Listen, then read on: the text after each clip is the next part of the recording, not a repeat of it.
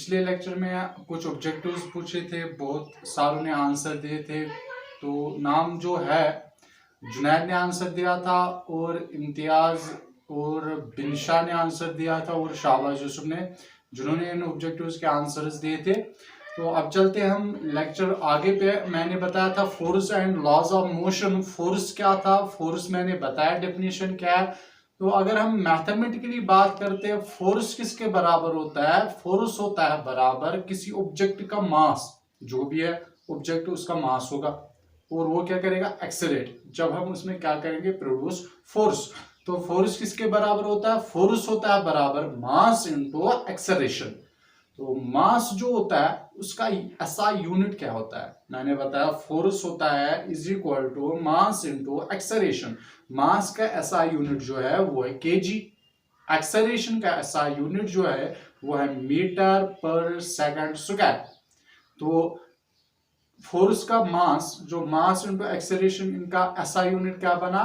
KG, metre पर second square. तो उसको हम नाम से जाना जाता है, अगला नाम उसको दिया गया क्या? न्यूटन। ठीक है, जो फोर्स का एसआई यूनिट है वो क्या है? न्यूटन। समझ में आया यहां तक? तो हम आगे चलते हैं। तो और एक एसआई यूनिट जो होता है सीजीएस, तो वो क्या है? वो डाइन। मसलन वहां पे था केजी, मीटर पर सेकंड स्क्वायर, यहाँ पे हम लेंगे सेंटीमीटर, ग्राम्स में लेंगे तो उसमें हम वहां पे हमने न्यूटन के बराबर रखा, तो यहाँ पे क्या है? डाइन। ठीक है, तो डाइन किसके बराबर होता है? अगर हम 1 न्यूटन की बात करेंगे, 1 न्यूटन जो होता है वो 10⁻⁵ डाइन के बराबर होता है। अब चलते हैं हम नेक्स्ट टॉपिक पे। नेक्स्ट टॉपिक उठाते हैं हम इनर्शिया। इनर्शिया क्या होता है? ये होता है प्रॉपर्टी ऑफ ऑब्जेक्ट।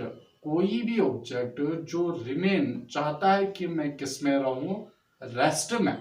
ठीक है, इनर्शिया क्या होता है? ये प्रॉपर्टी ऑफ ऑब्जेक्ट। जो भी ऑब्जेक्ट है वो चाहता है कि मैं रिमेन किस में रहूं? एक ऑब्जेक्ट जो मोशन होता है वो कंटिन्यूअसली मोशन में रहता है। ठीक है, या कोई जो ऑब्जेक्ट है वो रेस्ट में, वो कंटिन्यूअसली रेस्ट में रहना चाहता है जब तक अनटिल क्या हम उसका जो एक्सटर्नल फोर्स अप्लाई ना करें। मसलन कोई ऑब्जेक्ट है, बॉल है, वो स्टेशनरी है, जब तक हम उस पर फोर्स, लात या कुछ न मारे, यानी एक्सटर्नल फोर्स, ये मूवमेंट नहीं करता है। ठीक है, यानी कोई भी ऑब्जेक्ट जो किसमें होता है? इनर्शिया क्या है? Property of object. जो भी ऑब्जेक्ट है वो कंटिन्यूअसली किस में रहना चाहता है? रेस्ट में या मोशन में, तब तक जब तक उसका एक्सटर्नल फोर्स अप्लाई ना हो। हम कहते हैं बाल है, वो चलती रहती है तो वो रुकती है, फिर क्यों रुकती है? उस पर कोई एक्सटर्नल नहीं, उस पर एक्सटर्नल फोर्स अप्लाई होता है। कौन फोर्स होता है अप्लाई? फ्रिक्शनल फोर्स, इसलिए बाल रुकती है। ठीक है, यानी कोई भी ऑब्जेक्ट हो किस में रहना चाहता है? वो रेस्ट में या मोशन में, अंटिल कि उसका एक्सटर्नल फोर्स अप्लाई ना हो।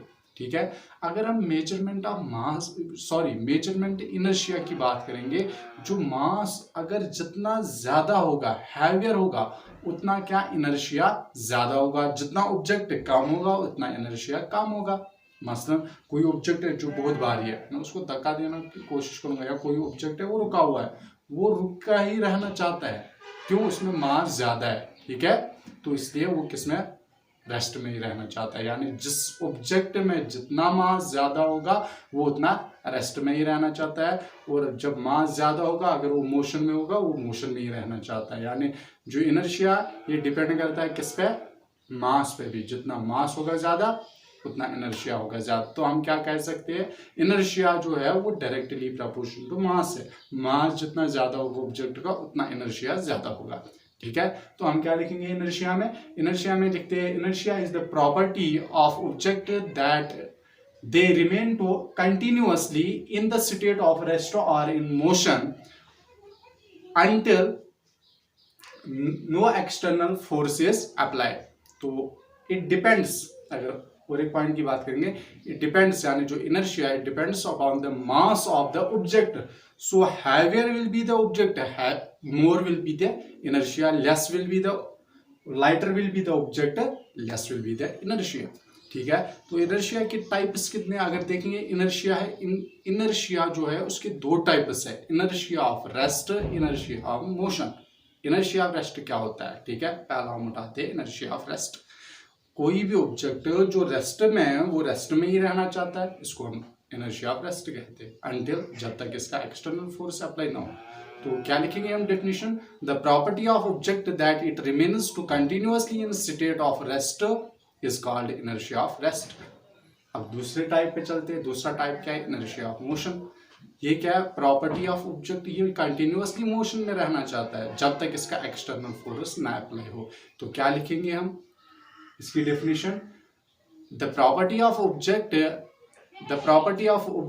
that it remains continuously in state of motion is called inertia of motion। इस चैप्टर हम पढ़ते हैं फिर मोमेंटम।